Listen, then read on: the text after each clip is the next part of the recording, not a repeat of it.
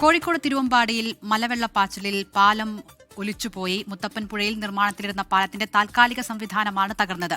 വനത്തിനുള്ളിൽ പെയ്ത അതിശക്തമായ മഴയെ തുടർന്നുണ്ടായ കുത്തൊഴുക്കിലാണ് പാലം ഒലിച്ചുപോയത്.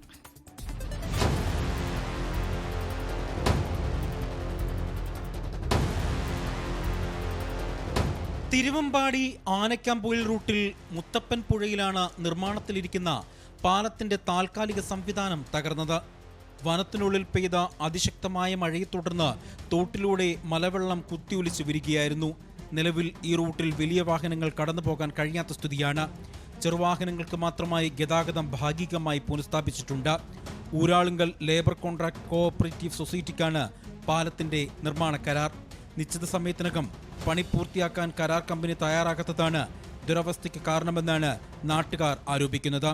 പാലം പണി അനന്തമായി നീട്ടിക്കൊണ്ടുപോകുന്ന ഊരാളുങ്കൽ സൊസൈറ്റിയുടെ വീഴ്ചയ്ക്കെതിരെ പ്രദേശവാസികൾക്കിടയിൽ ശക്തമായ പ്രതിഷേധമാണ് ഉയരുന്നത്. വരും ദിവസങ്ങളിൽ മഴ ശക്തമായാൽ ഈ മേഖല പൂർണ്ണമായും ഒറ്റപ്പെടുമെന്ന ആശങ്കയിലാണ് ജനങ്ങൾ. 24 കോഴിക്കോട്.